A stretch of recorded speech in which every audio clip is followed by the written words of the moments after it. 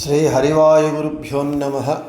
ಓಂ ವಂದೇ ವಿಷ್ಣು ನಮಾಮಿ ಶ್ರಿಯಮಥ ಚ ಭುವಂ ಬ್ರಹ್ಮವಾಯೂ ಚ ವಂದೇ ಗಾಯತ್ರೀಂ ಭಾರತೀಂ ತಾಮಪಿ ಗರುಡಮನಂತಂ ಭಜೆ ರುದ್ರದೇವಂ ದೇವೀಂ ವಂದೇ ಸುಪರ್ಣೀಮಹಿಪತಿದಯಿತಾಂ ವಾರುಣೀಮಪ್ಯುಮಾಂ ತಾಂ ಇಂದ್ರಾದೀನ್ ಕಾಮಮುಖ್ಯಾನಪಿ ಸಕಲಸುರಾನ್ ತದ್ಗುರೂನ್ ಮದ್ಗುರೂಂಶ್ಚ ಅಭ್ರಮಂ ಭಂಗರಹಿತಂ ಅಜಡಂ ವಿಮಲಂ ಸದಾ ಆನಂದತೀರ್ಥಮತುಲಂ ಭಜೆ ತಾಪತ್ರಯಾಪಹಂ.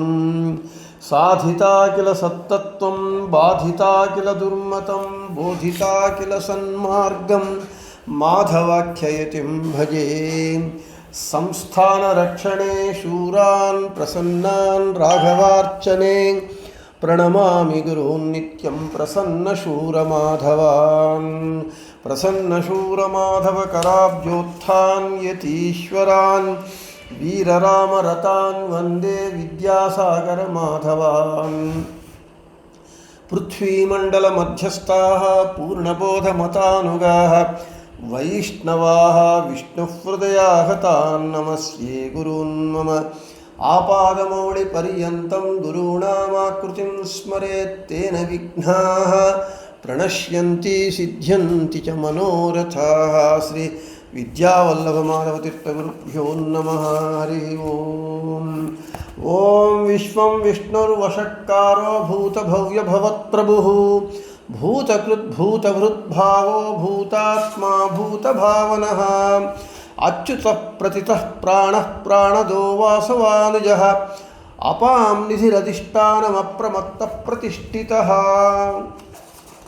ನಮ್ಮ ವಿಷ್ಣು ಸಹಸ್ರನಾಮ ಪಾಠದಲ್ಲಿ ನಾವು ನಿನ್ನೆ ಪ್ರಥಿತಃ ಎಂಬುವಂತಹ ಭಗವಂತನ ನಾಮವನ್ನು ಹೇಳಿ, ಶಾಸ್ತ್ರದಲ್ಲಿ ಅತ್ಯಂತ ಪ್ರಸಿದ್ಧಿ ಪಡೆದವನು, ಎಲ್ಲ ಕಡೆ ವ್ಯಾಪ್ತನಾದವನು ಮತ್ತು ವಿಶೇಷವಾಗಿ ಭಕ್ಷಿಸುವವನು, ವಿಶೇಷವಾಗಿ ಭಕ್ಷಿಸುವಂತಹ ಚತುರ್ಮುಖ ಬ್ರಹ್ಮ ವಾಯುದೇವರಲ್ಲಿ ತಾನು ಇರುವವನು ಎಲ್ಲಂತ ಹೇಳಿಕೊಂಡು ಇವತ್ತು ಪ್ರಾಣ ಸ್ವಾನ್ ಮೋಕ್ಷಂ ಪ್ರತಿ ಪ್ರಣಯತೀತಿ ಪ್ರಾಣ. ಸ್ವಾನ್ ತನ್ನ ಭಕ್ತರನ್ನು ಮೋಕ್ಷಂ ಪ್ರತಿ ಪ್ರಣಯತಿ ಮೋಕ್ಷಕ್ಕೆ ಕರ್ಕೊಂಡು ಹೋಗುವವನು. ಆದ ಕಾರಣ ಭಗವಂತನಿಗೆ ಪ್ರಾಣ ಅಂತ ಹೆಸರು. ಇನ್ನು ಪ್ರಾಣಂ ಪ್ರಪದ್ಯ ಇತಿ ಚಾಂದೋಗ್ಯೋಪನಿಷತ್ತು ಭಾಷ್ಯದಲ್ಲಿ ಪ್ರಾಣನಾಮ ವಾಸುದೇವೋ ಮೋಕ್ಷಂ ಸ್ವಾನ್ ಪ್ರಣಯೇದ್ ಯತಃ. ಲಕ್ಷ್ಮೀದೇವಿ ಪ್ರಜೆಗಳನ್ನು ಉದ್ದೇಶಿಸಿ ತನ್ನ ಭಕ್ತರನ್ನು ಮೋಕ್ಷಕ್ಕೆ ಕರಕೊಂಡು ಹೋಗುವ ಪ್ರಯುಕ್ತ ವಾಸುದೇವನು ಪ್ರಾಣ ಎಂದು ಕರೆಯಲ್ಪಡ್ತಾನೆ. ಅಂತಹ ವಾಸುದೇವನಿಗೆ ನಾನು ಶರಣಾಗತಳಾಗುತ್ತೇನೆ, ನೀವು ಹೊಂದಿರಿ ಎಂದು ತನ್ನ ಭಕ್ತರಿಗೆ ಸಂದೇಶವನ್ನು ನೀಡಿದ್ದಾಳಂತೆ. ಮುಂಚೆ ಹೇಳ್ಕೊಂಡ್ವಿ, ಭಕ್ತರನ್ನು ಮೋಕ್ಷಕ್ಕೆ ಕರ್ಕೊಂಡು ಹೋಗ್ತಾನೆ. ತನ್ನ ಭಕ್ತರನ್ನು ಮೋಕ್ಷಕ್ಕೆ ಕರ್ಕೊಂಡು ಹೋಗುವ ಕಾರಣ ಭಗವಂತನು ವಾಸುದೇವನು ಪ್ರಾಣ ಎಂದು ಕರೆಯಲ್ಪಡ್ತಾ ಇದ್ದಾನೆ. ಅಂತಹ ಪ್ರಾಣ ಅಂತ ಕರೆಯಲ್ಪಡುವ ವಾಸುದೇವ ನಾಮಕ ಭಗವಂತನನ್ನೇ ನಾನು ಶರಣಾಗ್ತಾ ಇದ್ದೇನೆ ಅಂತ ಸಾಕ್ಷಾತ್ತು ಲಕ್ಷ್ಮೀದೇವಿನೇ ಹೇಳ್ತಾ ಇದ್ದಾಳೆ. ಹೇಳಿ ಆದ ಕಾರಣ ನೀವು ಹೊಂದಿರಿ ಅಂದರೆ ಅಂತಹ ವಾಸುದೇವ ನಾಮಕ ಮೋಕ್ಷ ಪ್ರದಾತನಾದಂತಹ ಭಗವಂತನನ್ನು ನೀವು ಹೊಂದಿರಿ, ಶರಣು ಹೊಂದಿರಿ ಅಂತ ನಮಗೆ ಶಾಸ್ತ್ರ ಹೇಳ್ತಾ ಇದೆ. ವಿಷ್ಣುರ್ಹಿದಾತ ಮೋಕ್ಷಸ್ಯ ವಾಯುಶ್ಚ ತದನುಜ್ಞಯ. ಈ ಜಗತ್ತಿನಲ್ಲಿ ಮೋಕ್ಷಪ್ರದಾತ ಯಾರು ಅಂದರೆ ಭಗವಂತ ಒಬ್ಬನೇ.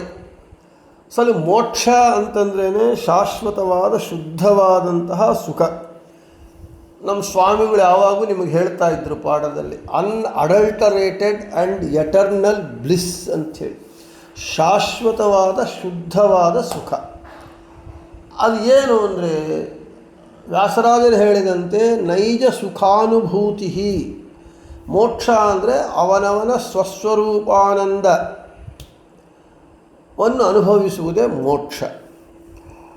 ಅದನ್ನು ಇವನು ಮೋಕ್ಷಕ್ಕೆ ಭಗವಂತನೇನು ಮಾಡ್ತಾನೆ, ಅಂತಹ ಮೋಕ್ಷವನ್ನು ಭಕ್ತರಿಗೆ ತಾನು ಕೊಡ್ತಾನೆ. ಭಗವಂತ ಒಬ್ಬನೇ ಕೊಡತಕ್ಕವನು, ಅನೇಕ ಭಗವಂತರಿಲ್ಲ, ಇರೋ ಭಗವಂತ ಒಬ್ಬನೇ. ಏಕಮೇವಾ ದ್ವಿತೀಯಂ ಬ್ರಹ್ಮ ಅಂತ ಹೇಳಿದಂತೆ ಭಗವಂತ ಇರೋದು ಒಬ್ಬನೇ, ಅವನೊಬ್ಬನೇ ಮೋಕ್ಷ ಕೊಡತಕ್ಕವನು. ಅವನ ಆಜ್ಞೆಯ ಮೇರೆಗೆ ವಾಯುದೇವರು ಕೊಡತಕ್ಕವರು, ಕೊಡಿಸತಕ್ಕವರು. ವಾಯುದೇವರು ರೆಕಮೆಂಡ್ ಮಾಡ್ತಾರೆ, ಇವರು ಯೋಗ್ಯರು ಕೊಡ್ರಿ. ವಾಯುದೇವರು ರೆಕಮೆಂಡ್ ಮಾಡಿದರೆ ಖಂಡಿತ ಭಗವಂತ ಅದನ್ನು ತಿರಸ್ಕಾರ ಮಾಡದೆ ಅವರಿಗೆ ಕೊಡ್ತಾರೆ, ಮೋಕ್ಷವನ್ನು ಕೊಡ್ತಾನೆ. ಆದ ಕಾರಣ ಈ ಮೋಕ್ಷವನ್ನು ಕೊಡತಕ್ಕವನು ಭಗವಂತ ಒಬ್ಬನೇ.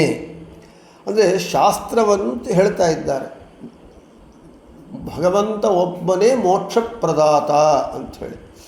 ಆದ ಕಾರಣ ಇವಾಗ ಈ ಕಲಿಯುಗದಲ್ಲಿ ಏನಾಗೋಗಿದೆ, ಎಲ್ಲರೂ ಭಗವಾನ್ ಆಗಿಬಿಟ್ಟಿದ್ದಾರೆ. ಪ್ರತಿಯೊಬ್ಬರೂ ಅವರ ಹೆಸರು ಮುಂದೆ ಭಗವಾನ್ ಅಂತ ಇಟ್ಟುಕೊಂಡು ನಾನೇ ದೇವರು, ನಾನು ಮೋಕ್ಷ ಕೊಡಿಸ್ತೇನೆ ಅಂತೆಲ್ಲ ಹೇಳಿ ಅನೇಕ ಜನ ಬಾಬಾಗಳು, ಅಮ್ಮಂದರು, ತಾಯಿಯವರು ಹುಚ್ಚುಚ್ಚಾಗಿ ಯಾರ್ಯಾರೋ ಎಲ್ಲರೂ ಕೂಡ ಭಗವಾನರಾಗ್ಬಿಟ್ಟಿದ್ದಾರೆ. ಅವರೇ ನಿಜವಾದ ಭಗವಂತನಾಗಿ ಅವನೇ ಮೋಕ್ಷ ಕೊಡಿಸ್ತಕ್ಕವನಾದರೆ ಅವನ್ಯಾಕೆ ಇಲ್ಲಿರಬೇಕು? ಆದ ಕಾರಣ ಇಲ್ಲಿ ಶಾಸ್ತ್ರದ ಒಂದು ತಿರುಳನ್ನು ಹೇಳ್ತಾ ಇದ್ದಾರೆ. ಮೋಕ್ಷ ಪ್ರದಾತ ಸಾಕ್ಷಾತ್ ಲಕ್ಷ್ಮೀದೇವಿನೇ ಹೇಳ್ತಾ ಇದ್ದಾಳೆ. ವಾಸುದೇವನು ಮೋಕ್ಷವನ್ನು ಕೊಡ್ತಾನೆ, ಆದ ಕಾರಣ ಅವನು ಪ್ರಾಣ ಎಂದು ಕರೆಯಲ್ಪಡ್ತಾನೆ. ಅಂತಹ ವಾಸುದೇವನನ್ನೇ ನಾನು ಮೊರೆ ಹೋಗ್ತೇನೆ, ನೀವು ಮೊರೆ ಹೋಗಿ. ಅಂದರೆ ಭಗವಂತನನ್ನು ಬಿಟ್ಟು ಇನ್ನು ಯಾರನ್ನೂ ನೀವು ಶರಣು ಹೊಂದಬೇಡಿ, ಮೋಕ್ಷಪ್ರದಾತೃ ಭಗವಂತ ಒಬ್ಬನೇ ಅಂತ ಹೇಳ್ತಾ ಇದ್ದಾರೆ. ಇನ್ನು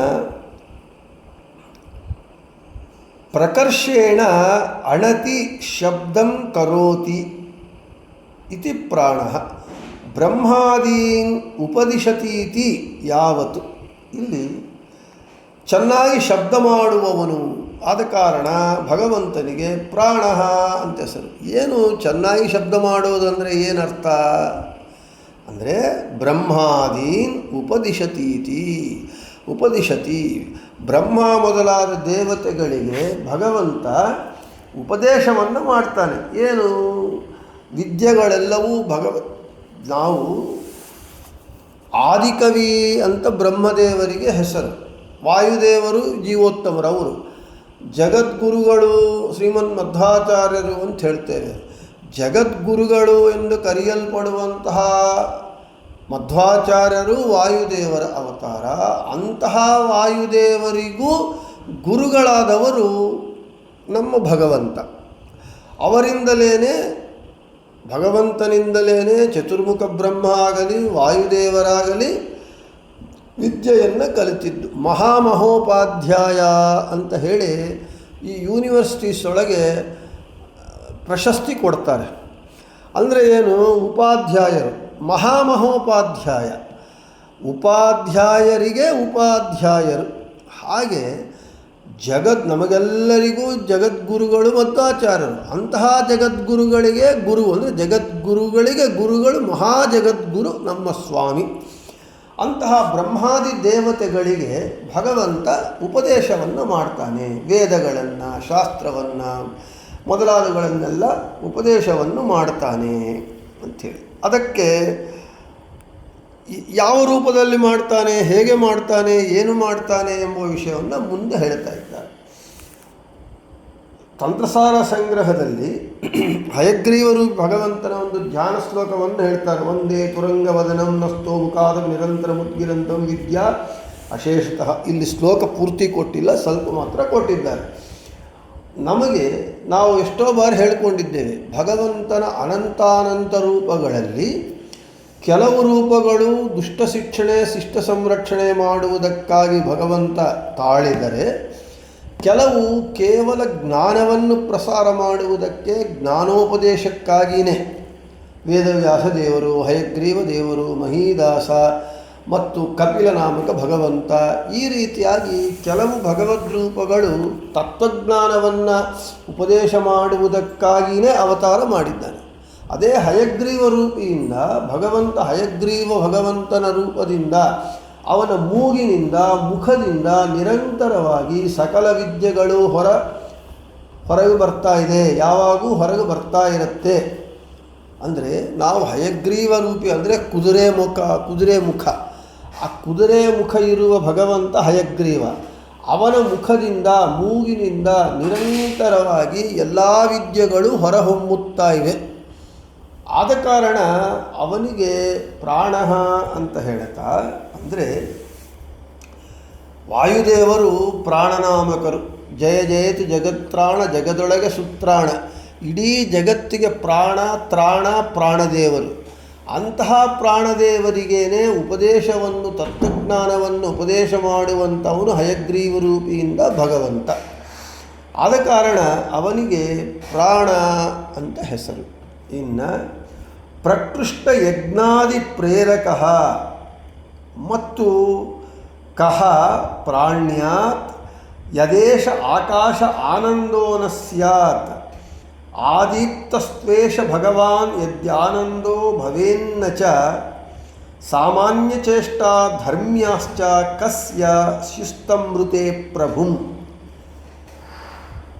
ಭಗವಂತ ಪ್ರಕೃಷ್ಟಗಳಾದ ಯಜ್ಞಾದಿಗಳಲ್ಲಿ ಪ್ರೇರಿಸುವವರು. ನಾವು ಯಜ್ಞ ಮಾಡಬೇಕು ಅಂತ ಹೇಳಿದರೆ, ನಾವು ಭಗವಂತ ನಮ್ಮಲ್ಲಿ ಪ್ರೇರಕನಾಗಿ ನಿಂತು ಅವನು ನಮಗೆ ಯಜ್ಞವನ್ನು ಮಾಡಬೇಕು ಅಂತ ಪ್ರೇರಣೆ ಕೊಟ್ಟರೇನೆ ನಾವು ಮಾಡಲಿಕ್ಕೆ ಸಾಧ್ಯ. ಅವನ ಪ್ರೇರಣೆ ಇಲ್ಲದೆ ನಾವೇನೂ ಮಾಡಲಿಕ್ಕಾಗುವುದಿಲ್ಲ. ಮತ್ತು ಭಗವಂತ ಏನು ಮಾಡ್ತಾ ಇದ್ದಾನೆ, ಅವನು ಇದು ತೈತ್ರೇಯೋಪನಿಷತ್ತಲ್ಲಿ ಕಹ ಪ್ರಾಣ್ಯಾತ್ ಯದೇಶ ಆಕಾಶ ಆನಂದೋ ನ ಸ್ಯಾತ್ ಅಂತ ಹೇಳಿದರೆ, ಮತ್ತು ತೈತ್ರೇಯ ಉಪನಿಷತ್ ಭಾಷ್ಯದಲ್ಲಿ ಆಚಾರ್ಯರು ಯಜುಸ್ಸಂಹಿತ ಒಂದು ಗ್ರಂಥದ ವಾಕ್ಯವನ್ನು ಉಲ್ಲೇಖ ಮಾಡ್ತಾರೆ. ಭಗವಂತನು ಆನಂದಪೂರ್ಣನಾಗಿದ್ದಾನೆ,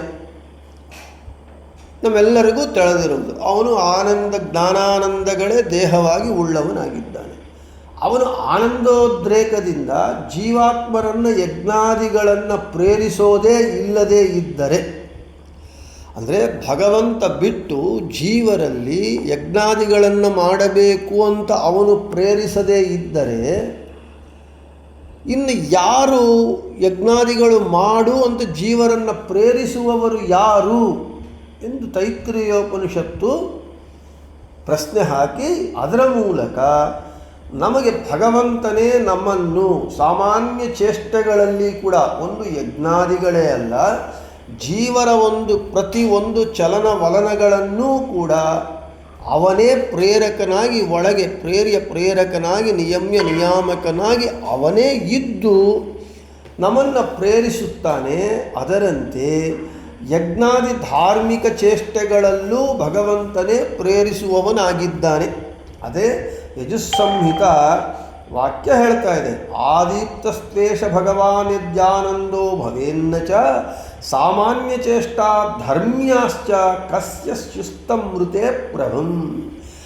ಒಟ್ಟಾರೆ ಏನು, ಭಗವಂತನ ಒಂದು ಪ್ರಮೇಯ ಇಲ್ಲದೆ, ಭಗವಂತನು ಕಾರಣವಾಗದೆ ಈ ಜಗತ್ತಿನಲ್ಲಿ ಯಾವ ಜೀವನು ಪ್ರಾಣಿ ಕೂಡ ಕದಲುವುದಕ್ಕೂ ಸಾಧ್ಯವಾಗದೇ ಇರುವುದು. ಅಂದೇ ಏನು ಶ್ರುತಿ ಹೇಳ್ತಾ ಇದೆ ಭಗವತ್ ತತ್ವವನ್ನು, ತೇನ ವಿನಾ ತೃಣಮಪಿ ನ ಚಲತಿ. ಆದ ಕಾರಣ ಅವನ ಪ್ರಮೇಯವಿಲ್ಲದೆ ಜಗತ್ತಿನಲ್ಲಿ ಪ್ರತಿಯೊಬ್ಬ ಜೀವನು ಕೊನೆಗೆ ಉಸಿರಾಡುವುದು ಅವನು ಮಾಡಲಿಕ್ಕೆ ಸಾಧ್ಯವಿಲ್ಲ. ಭಗವಂತ ಪ್ರೇರಣೆ ಕೊಡದೇ ಇದ್ದರೆ, ಭಗವಂತ ಪ್ರೇರಕನಾಗಿ ಇದ್ದು ಮಾಡದೇ ಇದ್ದರೆ. ಆದ ಕಾರಣ ಭಗವಂತನಿಗೆ ಪ್ರಾಣ ಅಂಥೇಳಿ, ಅದಕ್ಕೆ ಅವನು ಪ್ರಾಣಶಬ್ದವಾಚ್ಯನಾಗಿ ಪ್ರಾಣನಾಮಕರಾದ ಪ್ರಾಣದೇವರಲ್ಲಿ ಪ್ರೇರಕರಾಗಿ ನಿಂತು ಪ್ರಾಣದೇವರ ಮೂಲಕ ತತ್ವಾಭಿಮಾನಿ ದೇವತೆಗಳನ್ನು ಪ್ರೇರಣೆ ಮಾಡಿ ಆ ತತ್ವಾಭಿಮಾನಿ ದೇವತೆಗಳು ಇಂದ್ರಿಯಗಳನ್ನು ಪ್ರೇರಿಸಿ ಅಂದರೆ ಆ್ಯಕ್ಟಿವೇಟ್ ಮಾಡಿ ಜೀವರಿಂದ ಈ ಕೆಲಸಗಳನ್ನೆಲ್ಲ ಜಗದ್ವ್ಯಾಪಾರ ಸುವ್ಯವಸ್ಥಿತವಾಗಿ ನಡೆಯುವಂತೆ ಮಾಡ್ತಾನೆ. ಜಗಚ್ಚೇಷ್ಟಕನು, ಮುಖ್ಯ ಜಗಚ್ಚೇಷ್ಟಕನು ಪ್ರಾಣನು ಭಗವಂತ. ಆದ ಕಾರಣ ಅವನಿಗೆ ಪ್ರಾಣ ಅಂತ ಹೆಸರು. ಮತ್ತು ಮುಂದೆ ಹೇಳ್ತಾರೆ, ಸರ್ವ ಪ್ರಾಣನಾತ್ ಪ್ರಾಣ ಪ್ರಾಣೋಪಿ ಭೂತಾನಾಮಾಯು ತಸ್ಮಾತ್ ಸರ್ವಾಯುಷ ಮುಚ್ಯತೆ. ಈ ಜೀವಾತ್ಮರಿಗೆ ಜೀವಪ್ರದನಾಗಿದ್ದಾನೆ ಭಗವಂತ. ಈ ಜೀವರು ಚೇಷ್ಟಾಯುತರಾಗಬೇಕು, ಚೇಷ್ಟಾಸಹಿತರಾಗಬೇಕು ಅಂತ ಹೇಳಿದರೆ ಭಗವಂತನು ಅವರಲ್ಲಿ ನಿಂತು ಅವರಿಗೆ ಚೇಷ್ಟೆಯನ್ನು ಕೊಟ್ಟರೆ ಹೊರತು ಇವರು ಏನು ಚೇಷ್ಟೆ ಅಂತ ಹೇಳಿದರೆ ಇಲ್ಲಿ ನಮ್ಮ ಕನ್ನಡ ಭಾಷೆಯಲ್ಲಿ ವ್ಯಂಗ್ಯವಾಗಿ ಕೆಟ್ಟವು ಅಂತ ಅರುತ್ತೆ. ಚೇಷ್ಟೆ ಮಾಡ್ತಾ ಇದೆ, ಹಾಗಲ್ಲ. ಇಲ್ಲಿ ಚೇಷ್ಟೆ ಅಂತ ಹೇಳಿದರೆ ಮೂಮೆಂಟ್, ಈ ಪ್ರತಿಯೊಂದು ಚಲನವಲನಗಳು. ಭಗವಂತ ಜೀವಾತ್ಮರಿಗೆ ಜೀವನಪ್ರದನಾಗಿ ಅವರಿಗೆ ಚೇಷ್ಟಾಪ್ರದನಾಗಿ ಅವನು ಒಳಗಿದ್ದು ಚೇಷ್ಟೆಗಳನ್ನು ಅವರಿಂದ ತಾನು ಬಿಂಬನಾಗಿ ಪ್ರತಿಬಿಂಬರಾದ ಜೀವರಿಂದ ಮಾಡಿಸದೇ ಇದ್ದರೆ ಜೀವನು ಕದಲುವುದಕ್ಕೂ ಅಲುಗಾಡುವುದಕ್ಕೂ ಸಾಧ್ಯವಾಗುವುದಿಲ್ಲ. ಅದೇ ಮುಂದೆ ಹೇಳ್ತಾರೆ, ಪ್ರಾಣಮಯನಾದ ಪ್ರದ್ಯುಮ್ನೇ ಪ್ರಾಣೋ ಹಿ ಭೂತಾನಾಮಾಯು ತಸ್ಮಾತ್ ಸರ್ವಾಯುಷ ಮುಚ್ಯತೆ. ಪ್ರಾಣಮಯನಾದ ಪ್ರದ್ಯುಮ್ನ, ನಾನು ಎಷ್ಟೋ ಸಲ ಹೇಳಿದ್ದೇನೆ, ಪಂಚಭೇದಾತ್ಮಕ ಪ್ರಪಂಚಕ್ಕೆ ಪಂಚರೂಪಾತ್ಮಕನೇ ದೈವಕ. ಪ್ರಕೃಷ್ಟವಾಗಿ ಪಂಚಭೇದಗಳುಳ್ಳ ಈ ಪ್ರಪಂಚಕ್ಕೆ ಅನಿರುದ್ಧ ಪ್ರದ್ಯುಮ್ನ ಸಂಕರ್ಷಣ ವಾಸುದೇವ ನಾರಾಯಣ ಈ 5 ರೂಪಗಳೇ ಈ ಜಗದ್ವ್ಯಾಪಾರವನ್ನು ಮಾಡಿಸ್ತಾ ಇದೆ. ಅಂದರೆ ಏನು, ಒಂದು ರೂಪದಿಂದ ಮಾಡಲಾರನೇನು ಭಗವಂತ ಅಂದರೆ, ಒಂದು ರೂಪದಿಂದಲ್ಲ, ಒಂದು ತನ್ನ ದೇಹದಲ್ಲಿರುವ ಒಂದು ನೋಟದಿಂದಾಗಲಿ ಒಂದು ರೋಮದಿಂದಾಗಲಿ ಎಲ್ಲವನ್ನೂ ಮಾಡಬಲ್ಲ. ಆದರೆ ಈ ಜಗದ್ವ್ಯಾಪಾರವನ್ನು ಭಗವಂತ ಅನಿರುದ್ಧ ಪ್ರದ್ಯುಮ್ನ ಸಂಕರ್ಷಣ ವಾಸುದೇವ ನಾರಾಯಣ ಈ 5 ರೂಪಗಳಿಂದ ಯಾಕೆ ಮಾಡ್ತಾನೆಂದರೆ ಅವನಿಗೆ ಅದೊಂದು ಕ್ರೀಡೆ, ಲೀಲೆ. ಆದ ಕಾರಣ ಅವನು ಮಾಡ್ತಾನೆ. ಹಾಗೆ ಈ ಪ್ರಾಣಮಯನಾದ ಪ್ರದ್ಯುಮ್ನನು ಎಲ್ಲರಿಗೂ ಆಯುಷ್ಯವನ್ನು ಕೊಡ್ತಾನೆ. ಕೊಡುವುದ ಮೂಲಕ ಜೀವಪ್ರದನಾಗಿದ್ದಾನೆ ಜಗತ್ತಿಗೆ, ಜೀವರಿಗೆ ಅಂತ ತೈತ್ತಿರೀಯೋಪನಿಷತ್ತು ಹೇಳ್ತಾ ಇದೆ. ಆದ ಕಾರಣ ಎಲ್ಲರಿಗೂ ಆಯುಷ್ಯಪ್ರದನು ಅಂದರೆ ಜೀವಪ್ರದನು. ಆಯುಷ್ಯ ಇದ್ದರೇ ನಾವು ಈ ದೇಹದಿಂದ ಕೆಲಸವನ್ನು ಮಾಡ್ತೇವೆ. ಈ ದೇಹದಿಂದ ಜೀವ ಹೊರಟ ಅಂದರೆ ಮುಗಿತು. ಅದಕ್ಕೆ ಕರ್ಣಾಭಿಮಾನಿ ಸುರರು ದೇಹವ ಬಿಡಲು ಕುರುಡ ಕಿವುಡ ಮೂಕನೆಂದೆನಿಸುವ ಪರಮ ಮುಖ್ಯ ಪ್ರಾಣ ತೊಲಗಲ ದೇಹವನ್ನು ಅರಿತು ಪೆಣವೆಂದು ಪೇಳುವರು ಬುಧಜನ. ಶ್ರೀಹರಿ ನೆಲೆಸಿರುವ ಪ್ರಾಣದೇವರು ನೆಲೆಸಿರ್ತಾರೆ. ಪ್ರಾಣದೇವರು ಇದ್ದಾಗ ಹರಿ ಇರ್ತಾನೆ. ಹರಿ ಹೋದರೆ ಪ್ರಾಣದೇವರು ಹೊಟ್ಟೋಗ್ತಾರೆ, ಪ್ರಾಣದೇವರು ಹೊಟ್ಟೋದ್ರೆ ಹರಿ ಹೊಟ್ಟೋಗ್ತಾರೆ. ಪ್ರಾಣದೇವರು ಹರಿ ಹೊಟ್ಟೋದ್ರೆ ಈ ದೇಹದಲ್ಲಿ ಇನ್ನು ಜೀವ ಇರಲಿಕ್ಕೆ ಸಾಧ್ಯನೇ ಇಲ್ಲ, ಜೀವ ಹೋಗಲೇಬೇಕು. ಆದ ಕಾರಣ ಈ ಜಗತ್ತಿಗೆ, ಈ ಜಗತ್ತಿನಲ್ಲಿರುವ ಏನು ಪ್ರಾಣಿಗಳಿದೆ ಆ ಎಲ್ಲ ಪ್ರಾಣಿಗಳಲ್ಲೂ ಭಗವಂತ ವಾಯುದೇವರು ಇರೋದರಿಂದಲೇ ಜೀವ ಅಲ್ಲಿರ್ತಾನೆ. ಪ್ರಾಣದೇವರು ಭಗವಂತನು ಹೊರಟೋದರೆ ಜೀವ ತಾನಾಗಿ ಹೊರಟು ಬಿಡ್ತಾನೆ. ಆದ ಕಾರಣ ಈ ಜಗತ್ತಿನಲ್ಲಿ ಎಲ್ಲ ಪ್ರಾಣಿಗಳು ಚೇಷ್ಟಾಪ್ರದರಾಗಿ ಜೀವಪ್ರದರಾಗಿ ಚೇಷ್ಟಾಯುತರಾಗಿರಬೇಕು ಅಂತ ಹೇಳಿದರೆ ಪ್ರಾಣಮಯನಾದ ಪ್ರದ್ಯುಮ್ನ ದೇವರು ಇದ್ದು ಅವರಿಗೆ ಜೀವನಪ್ರದನಾಗಿದ್ದಾರೆ. ಆದ ಕಾರಣ ಇದೆ ಅಂತ ತೈತ್ತಿರೀಯೋಪನಿಷತ್ತು ಹೇಳ್ತಾ ಇದೆ. ಇನ್ನು ಇಲ್ಲಿ ಜಿಜ್ಞಾಸೆ, ಪರಮಾತ್ಮನಿಂದ ವೇದಗಳು ಹುಟ್ಟಿವೆ. ಇವಾಗ ಹೇಳ್ಕೊಂಡ್ವಿ, ಹಯಗ್ರೀವ ರೂಪನಿಂದ ಭಗವಂತನ ಮೂಗಿನಿಂದ ಮುಖದಿಂದ ವೇದಗಳು ಬಂತು, ಬ್ರಹ್ಮದೇವರಿಗೆ ಉಪದೇಶ ಮಾಡಿದರು ಅಂತೆಲ್ಲ ಬಂತು ನಮಗೆ. ಅಂದರೆ ವೇದಗಳು ಭಗವಂತನಿಂದ ಹುಟ್ಟಿದವು ಅಂತ ನೀವು ಹೇಳ್ತೀರಿ ಅಂತ ಶ್ರುತಿಯಲ್ಲಿದೆ. ಆದರೆ ವೇದಗಳು ಅಪೌರುಷೇಯವಾದದ್ದು, ಅಂದರೆ ಯಾರಿಂದ ಬರೆದಂಥದ್ದಲ್ಲ, ಯಾರಿಂದಲೂ ಬರೆಯದೇ ಇರುವಂಥದ್ದು ವೇದಗಳು. ಅನಾದಿನಿತ್ಯವಾಗಿ ಆ ಶಬ್ದರಾಶಿ ಇದೆ. ಅದು ಹುಟ್ಟೋದು ಹೇಗೆ ಹುಟ್ಟುತ್ತೆ? ಅನಾದಿನಿತ್ಯವಾಗಿರುವಂತಹ ವೇದಗಳು ಹುಟ್ಟಿವೆ ಅಂತ ಹೇಳಿದರೆ ಅದು ಹೇಗೆ ಸಾಧ್ಯ ಅಂತ ಹೇಳಿದರೆ ಅದಕ್ಕೆ ಸಮಾಧಾನ, ಚತುರ್ಮುಖ ಬ್ರಹ್ಮದೇವರು ವೇದಗಳನ್ನು ಹೇಳುತ್ತಿರುವಾಗ ಮಧುಕೈಟಭರು ಎಂಬ ದೈತ್ಯರೇನು ಮಾಡಿದರು? ಆ ವೇದಗಳನ್ನು ಅಪಹಾರ ಮಾಡಿದರು ಅಂತ ಪುರಾಣ ಪ್ರಸಿದ್ಧಿ ಕಥೆ ಇದೆ. ವೇದಗಳು ಶಬ್ದ ರೂಪವಾಗಿದೆ. ವೇದ ಅಂದರೆ ಏನು? ಅದೇನಾದರೂ ಒಂದು ಪದಾರ್ಥವೇ? ವೇದಗಳು ಇವಾಗ ನಾವು ವಿಷ್ಣು ಸಹಸ್ರನಾಮ ಇದು ಶಬ್ದಗಳು. ನಾವೇನು ಮಾಡಿದ್ದೀವಿ? ಅಕ್ಷರಸ್ಥ ಮಾಡಿ ಒಂದು ಬುಕ್ಕಾಗಿ ಮಾಡಿಕೊಂಡಿದ್ದೇವೆ. ಈ ಪುಸ್ತಕನ ಕದಿಬಿಟ್ರೆ ವಿಷ್ಣು ಸಹಸ್ರನಾಮ ಏನು ಮಾಯ ಆಗೋಗೋದಿಲ್ಲ. ಅದು ಯಾಕೆ? ಶಬ್ದರಾಶಿ. ವೇದಗಳು ಶಬ್ದರಾಶಿ. ಈ ಮಧುಕೈಟಭರು ವೇದಗಳನ್ನು ಕದ್ದರು ಅಂತ ಹೇಳಿದ್ರೆ ಅದು ಹೇಗೆ ಕದ್ದರು? ಅದು ಹೇಗೆ ಸಾಧ್ಯ? ಅದೊಂದು ಭೌತಿಕವಾದ ಪದಾರ್ಥವಲ್ಲ ವೇದವನ್ನು ಕದಿಯುವುದಕ್ಕೆ. ಅದು ಹೇಗೆ ಅಂದರೆ ಅದಕ್ಕೆ ಉತ್ತರ ಅಭಿಮಾನಿ ವ್ಯಪದೇಶಸ್ತು. ಬ್ರಹ್ಮಸೂತ್ರದಲ್ಲಿ ಮಾಡಿದ ನಿರ್ಣಯದಂತೆ ಆ ವೇದಾಭಿಮಾನಿಗಳಾದ ಆ ದೇವತೆಗಳನ್ನು ಅಪಹಾರ ಮಾಡಿದರು ಅಂತ ಅರ್ಥ ಮಾಡ್ಕೋಬೇಕಷ್ಟೇ ನಾವು.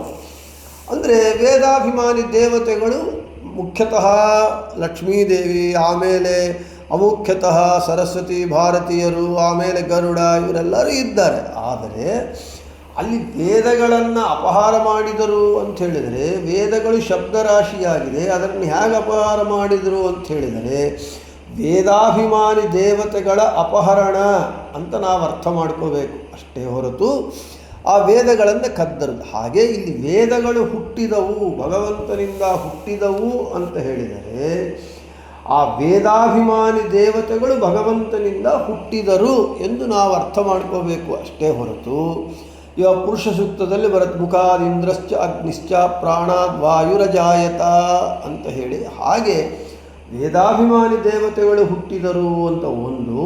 ಎರಡನೇದು ಅನಾದಿನಿತ್ಯವಾಗಿ ವೇದಗಳಿಗಿದೆ, ಅದು ಶಬ್ದರಾಶಿ. ಆ ಶಬ್ದರಾಶಿಯನ್ನು ಭಗವಂತ ಏನು ಮಾಡಿದ? ಹಯಗ್ರೀವ ರೂಪದಿಂದ ಮೊಟ್ಟ ಮೊದಲು ಆದಿ ಕವಿಯಾದ ಚತುರ್ಮುಖ ಬ್ರಹ್ಮದೇವರಿಗೆ ಉಪದೇಶವನ್ನು ಮಾಡಿದ. ಆದ ಕಾರಣ ಅದು ಅಪೌರುಷೇಯ, ಭಗವಂತನಿಂದಲೂ ರಚಿಸಲ್ಪಟ್ಟಿಲ್ಲ.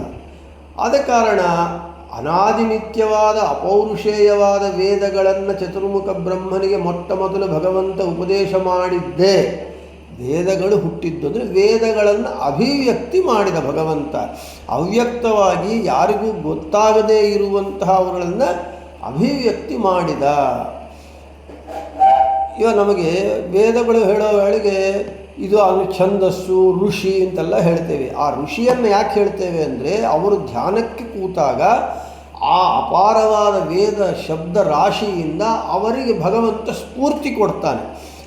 ಆ ವೇದ ಮಂತ್ರ ಅವರ ಮೂಲಕ ಹೊರಗೆ ಬಂತು. ಆದ ಕಾರಣ ಹಾಗೆ ಋಷಿ ಅಂತ ಹೇಳ್ತಾರೆ. ಆದ ಕಾರಣ ವೇದಗಳ ಹುಟ್ಟು ಅಂತ ಹೇಳಿದರೆ ವೇದಾಭಿಮಾನಿ ದೇವತೆಗಳ ಭಗವಂತನಿಂದ ಹುಟ್ಟುವುದು ಅಂತ ಅರ್ಥ ಮಾಡ್ಕೋಬೇಕಷ್ಟೇ ಹೊರತು ಇನ್ನೊಂದು ವೇದ ಅವ್ಯಕ್ತವಾದ ಇರುವಂತಹ ವೇದಗಳನ್ನು ಭಗವಂತ ಅಭಿವ್ಯಕ್ತಿ ಮಾಡಿದ ಅಂತ ಅಷ್ಟೇ ಹೊರತು ವೇದಗಳಿಗೆ ಹುಟ್ಟು ಇಲ್ಲ, ನಾಶವಿಲ್ಲ, ಅನಾದಿ ನಿತ್ಯವಾಗಿದೆ. ಅದು ಅಪಾರವಾದ ಶಬ್ದರಾಶಿ ಆಕಾಶದಲ್ಲಿ ಇದೆ ಅಂತ ನಾವು ಹೇಳ್ತೀವಿ. ಅದಕ್ಕೆ ಇವಾಗ ನೋಡ್ರಿ, ನಾವು ಶಬ್ದಗಳು ಇವಾಗ ನಾನು ಮಾತಾಡ್ತಾ ಇದ್ದೇನೆ, ನೀವು ಕೇಳ್ತಾ ಇದ್ದೀರಿ.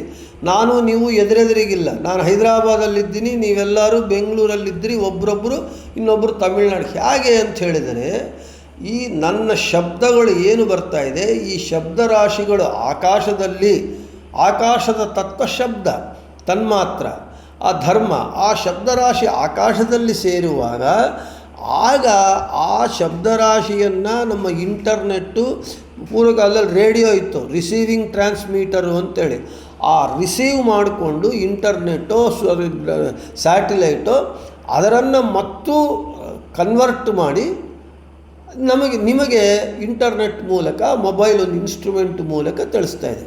ನಾವೇ ಇವಾಗ ಶಬ್ದಗಳನ್ನು ಹಿಡಿದು ಮತ್ತು ಅದರನ್ನು ಪ್ರಪಂಚವ್ಯಾಪ್ತವಾಗಿ, ನಾನು ಹೈದರಾಬಾದಲ್ಲಿ ಕೂತ್ಕೊಂಡು ಮಾತಾಡಿದರೆ ಅಮೆರಿಕಾದಲ್ಲಿ ಕೂತು ಕೂಡ ಪಾಠ ಕೇಳುವಷ್ಟು ವ್ಯವಸ್ಥೆ ನಾವು ತಂತ್ರಜ್ಞಾನದಿಂದ ಯಂತ್ರಜ್ಞಾನದಿಂದ ನಾವೇ ಮಾಡಿಕೊಂಡಿದ್ದೇವೆ ಅಂತ ಹೇಳಿದರೆ ಭಗವಂತ ದೇವತೆಗಳು ಅವರು ಈ ರೀತಿಯಾಗಿ ಮಾಡೋದೇನು ದೊಡ್ಡ ಇದಲ್ಲ. ಈ ಶಬ್ದಗಳು ಯಾವಾಗಲೂ ಇರುತ್ತೆ. ಇನ್ನೊಂದು 10 ವರ್ಷ 20 ವರ್ಷ ನಾನು ಹೋದ ನಂತರವೂ ಕೂಡ ಈ ಶಬ್ದಗಳನ್ನು ಆಕಾಶದಲ್ಲಿ ನಿಕ್ಷಿಪ್ತವಾಗಿರುತ್ತೆ. ಇದರನ್ನು ಹಿಡಿದು ಅದನ್ನು ಯಂತ್ರ ಸಹಾಯದಿಂದ ಅದನ್ನು ಗ್ರ್ಯಾಪ್ ಮಾಡಿ ಹಿಡ್ಕೊಂಡು ಮತ್ತು ರಿಲೇ ಮಾಡುವಂತಹ ಒಂದು ಇದೆ, ಆ ಪದ್ಧತಿನೂ ಇದೆ. ಅದಕ್ಕೆ ಪೂರ್ವಕಾಲದಲ್ಲಿ ಅವರು ಮಂತ್ರಶಕ್ತಿಯಿಂದ ಮಾಡ್ತಾಯಿದ್ರು, ಈಗ ಯಂತ್ರಶಕ್ತಿಯಿಂದ ನಾವು ಮಾಡ್ತಾ ಇದ್ದೇವೆ. ಆದ ಕಾರಣ ವೇದಗಳು ಅನಾದಿ ನಿತ್ಯವಾದದ್ದು, ಹುಟ್ಟು ಸಾವುಗಳಿಲ್ಲ. ಇನ್ನು ಬೃಹತಿ ಸಹಸ್ರದ ಪ್ರಕಾರ ಓಂ ಪ್ರಾಣಾಯ ನಮಃ ಓಂ ಓಂ ನಿ ಶುಷ್ಣ ಇಂದ್ರ ಧರ್ಣಿಸಿಂ ವಜ್ರಂ ಜಘಂತ ದಸ್ಯವಿ ವೃಷಾಹ್ಯುಗ್ರ ಶೃಣ್ವಿಷೇ ನದ್ಯಾವ ಇಂದ್ರಮೋಜಸ ನಾಂತರಿಕ್ಷಾಣಿ ವಜ್ರಿಣಂ. ಉಗ್ರ ಶತ್ರುಗಳಿಗೆ ಶೂರನೇ, ಶುಷ್ಣೆ ಜಗತ್ತನ್ನೇ ಒಣಗಿಸುವ, ದಸ್ಯವಿ ಜನರ ಸುಖವನ್ನೇ ಕದಿಯುವ ಅಸುರನಲ್ಲಿ, ಧರ್ಣಸಿಂ ತೀಕ್ಷ್ಣವಾದ ಅಲುಗುಳ್ಳ, ವಜ್ರಂ ವಜ್ರಾಯುಧವನ್ನು ನಿಜಗಂತ ಹೊಡೆದಿರುತ್ತೀಯ, ವೃಷ ಅಭಿಲಾಷ ಮಳೆಗರಿಯುವ, ಶೃಣ್ವಿಷೆ ಕೇಳಲಾಗುವುದು, ದ್ಯಾವ ಸ್ವರ್ಗಾದಿ ಲೋಕಗಳು, ಅಂತರಿಕ್ಷಾಣಿ ಅಂತರಿಕ್ಷ ಲೋಕಗಳು, ವಜ್ರಿಣಂ ವಜ್ರಧಾರಿಯಾದ ಹರಿಯನ್ನು, ಓಜಸ ಬಲದಿಂದ ನ ವಿವ್ಯಚಂತ ಸೋಲಿಸಲಾರವು. ಅಂದರೆ ಅಸುರರಂತೂ ಜಗತ್ತಿನಲ್ಲಿ ಅವರೇನು ಅಂತ ಹೇಳಿದ್ರೆ ಅಸುರರ ಗುಣವೇ ಅಷ್ಟು. ಈ ಜಗತ್ತನ್ನು ಹಾಳು ಮಾಡಬೇಕು, ಜಗತ್ತು ಸಸ್ಯಶ್ಯಾಮಲವಾಗಿ ಸುಭಿಕ್ಷವಾಗಿ ಯಾರೂ ಸಂತೋಷವಾಗಿರಬಾರದು. ಆ ರೀತಿಯಾಗಿ ಜಗತ್ತನ್ನು ಒಣಗಿಸಿ ಎಲ್ಲರ ಬದುಕುಗಳನ್ನು ಬರಡು ಮಾಡುವುದೇ ಅವರ ಉದ್ದೇಶ. ಅವರು ಜನರ ಸುಖವನ್ನು ಕದಿಯೋದೇ ಅವರಿಗೆ ಸಂತೋಷ. ಜನರ ಸುಖವನ್ನು ಕದಿಯುವಂತಹ ಕಳ್ಳರವರು. ಭಗವಂತ ಏನು ಮಾಡ್ತಾನೆ, ಅವರಲ್ಲಿ ಚೂಪಾದ ವಜ್ರಾಯುಧದಿಂದ ಅವರನ್ನೆಲ್ಲ ನಾಶ ಮಾಡ್ತಾ ಇದ್ದಾನೆ, ಸಂಹಾರ ಮಾಡ್ತಾನೆ. ಸಂಹಾರ ಮಾಡಿ ಸಜ್ಜನರ ಮನೋಭೀಷ್ಟಗಳನ್ನು ಮಳೆಗರಿಯುತ್ತಾನೆ ಭಗವಂತ. ಆದ ಕಾರಣ ಸಜ್ಜನರೆಲ್ಲರೂ ಕೂಡ ಭಗವಂತನ ಈ ಮಹಿಮೆಯನ್ನು ಯಾವಾಗಲೂ ನೆನೆಸ್ತಾ ಇರ್ತಾರೆ, ಚಿಂತನೆ ಮಾಡ್ತಾ ಇರ್ತಾರೆ. ಈ ವಜ್ರಧಾರಿಯಾದ ಭಗವಂತನನ್ನು ಸೋಲಿಸಬೇಕು ಅಂತ ಹೇಳಿ ಸ್ವರ್ಗದಲ್ಲಿ ಮೊದಲಾದ ಅಂತರಿಕ್ಷಗಳಲ್ಲಿ ಎಲ್ಲೆಲ್ಲಿ ಯಾರ್ಯಾರು ಏನೇನು ಮಹಾಪರಾಕ್ರಮಿಗಳಿದ್ದಾರೋ ಅವರೆಲ್ಲರೂ ಒಟ್ಟಾದರೂ ಕೂಡ ವಜ್ರಧಾರಿಯಾದ ಹರಿಯನ್ನು ಸೋಲಿಸಲಾರರು. ಅವನು ಅಪ್ರತಿಮ ಶೂರ ವೀರನಾಗಿದ್ದಾನೆ. ಆದ ಕಾರಣ ಅವನನ್ನು ಯಾರೂ ಸೋಲಿಸಲಾರರು. ಅವನು ಮನೋಭೀಷ್ಟಗಳನ್ನು, ಭಕ್ತರ ಮನೋಭೀಷ್ಟಗಳನ್ನು ನೆರೆಸ್ತಾನೆ. ಆದ ಕಾರಣ ನಮ್ಮ ಸ್ವಾಮಿ ವೀರರಾಮನಾಗಿದ್ದಾನೆ. ವೀರ ಶೂರ, ಅವನಕ್ಕಿಂತ ವೀರರು ಶೂರರು ಜಗತ್ತಿನಲ್ಲಿ ಯಾರೂ ಇಲ್ಲ.